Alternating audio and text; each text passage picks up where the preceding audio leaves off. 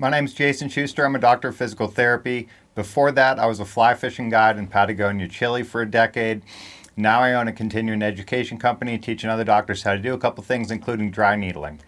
This is a part of my online dry needling class, Online Dry Needling 1, Dry Needling in the Autonomic Nervous System. This is about how to specifically target the autonomic nervous system with dry needling. This is a great course, you guys. You can check it out on our website, intricateartseminars.com. For dry needling and the autonomic nervous system. The autonomic nervous system is the number one underlying target that I think about when I am performing dry needling on somebody. So without normal autonomic nervous system function, you guys, autonomic nervous system homeostasis is impossible, and that makes general health impossible. It makes optimal health impossible. It makes good mental health impossible.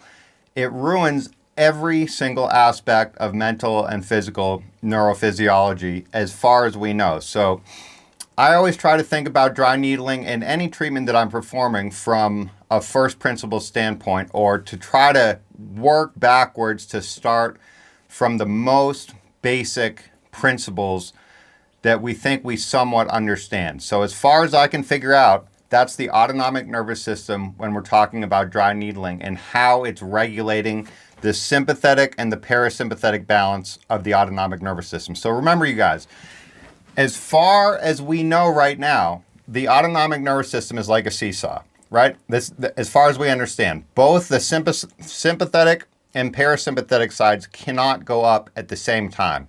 So if this is the sympathetic side over here, as the sympathetic side goes up, the parasympathetic side goes down. If the parasympathetic side goes up, the sympathetic side goes down, just exactly like a seesaw. What we want on the autonomic nervous system seesaw is a relative balance so it can wobble back and forth and be regulated by both sides. The sympathetic side should be on more during the day. The parasympathetic side should be on more at night. When we're playing sports, the sympathetics are going to be on more active things. Sympathetics are going to be on more relaxing things. Parasympathetics should be on more. However, the unfortunate fact of the matter is over 90% of the US population is living with chronic sympathetic nervous system autonomic hyperactivity, you guys. So chronic sympathetic autonomic nervous system hyperactivity. 90% of the United States plus is living that way, according to our own public health agencies, the CDC, the FDA, the NIH, all the people responsible for bringing the country to this place.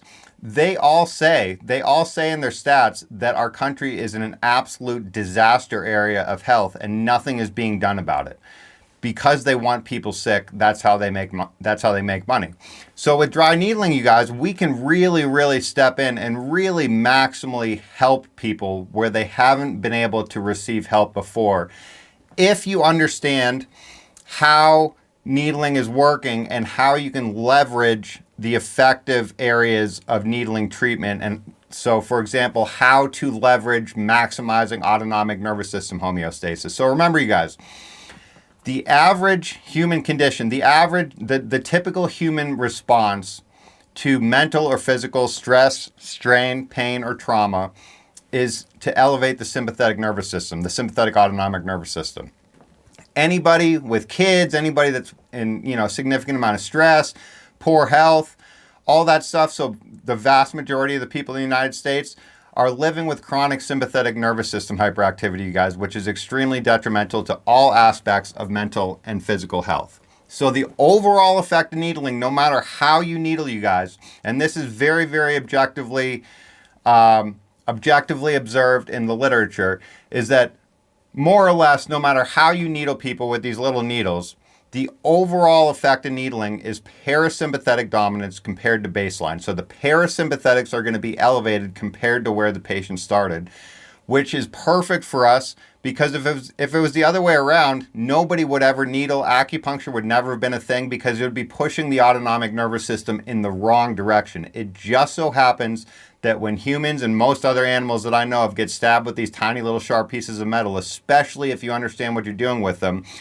you significantly push the autonomic nervous system more towards homeostasis, or you depress the sympathetics, you elevate the parasympathetics, and you achieve autonomic nervous system homeostasis as a result. If you understand that that is what happens basically no matter what, then we can start thinking about, okay, if that is true, which it seems to be true, how can we leverage that fact and maximally elevate the parasympathetics and maximally depress the sympathetics so we can maximally induce autonomic nervous system homeostasis? That is the key to dry needling success. How much autonomic nervous system homeostasis do you induce in your patient each time you treat them? That is the most accurate underlying objective measure as far as how effective your treatment is going to be for your patients. It's the most objective way, at least that we understand right now. I'm sure we'll figure out better ways to figure this stuff out, you guys, but that's the most objective way that we have right now. So the primary parasympathetic nerve in the human body, again, as far as we know, you guys, I talk about this stuff, more or less like it's true, but you need to keep in the back of your mind that probably most of the stuff that we think we understand in medicine right now, we really don't understand. We have like some very surface level understanding of like a few mechanisms of action of how things like DNA and the autonomic nervous system and all that stuff work. We are really good at seeing cause and effect right now. So again, we know that when you needle people, the overall effect is parasympathetic dominance compared to baseline. Exactly how that happens, like all the little different pathways that needling is affecting, it's impossible to know because you guys, we only know of a very, very small percentage of all the pathways that exist in the human body. So just because like one of the pathways that we are able to observe doesn't show a significant like correlation, cause and effect, that has no bearing whatsoever on if it's actually happening or not. We can see that it's happening. The cause and effect we can see. If it's safe and it's effective, regardless of how well we think we understand how it's working, it should be used on patients if it's safe and effective. That is stuff that we are able to understand right now pretty darn easily just by doing tests and seeing what the outcome is. The in-between stuff isn't as important to helping people right now. Although I really love to know like all the science behind it, the neurophysiology, all that stuff.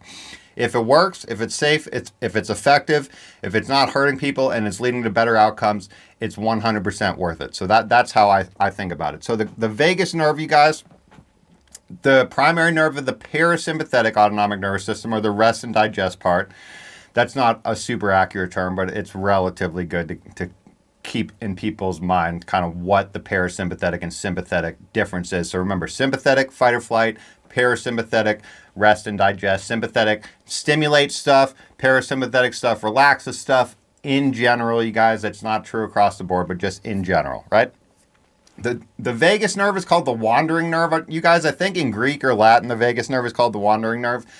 That's a much better term than the vagus nerve, because it's a really, really accurate term for the vagus nerve too, you guys. The wandering nerve, the vagus nerve innervates more unique, independent structures than any other nerve in the body except for the sympathetic chain, if you want to consider that like a singular nerve.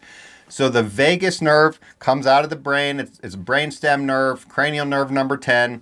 The wandering nerve, it connects the enteric nervous system or the intestinal nervous system to the brain, right? So the gut-brain axis is the intestines, the vagus nerve in the brain, or the enteric nervous system connected to the brain by the vagus nerve. The vagus nerve innervates almost all the organs, and so does the sympathetic chain, you guys. So we're going to get to the sympathetic chain in a little bit, but you need to keep in the back of your mind, for whatever reason, I think this is just one of those things in medicine where it started to be spoken about this way and it's just continued to be spoken about this way, but it's really not accurate. People always talk about, yeah, the vagus nerve is the primary parasympathetic nerve of the autonomic nervous system. It connects all the organs together, connects the brains to the organs. It's our interoceptive awareness indicator, or 80% of the vagus nerve fibers are afferent, or 80% of the vagus nerve fibers are telling the brain what is going on with the organs, so then the brain can receive the proper information and then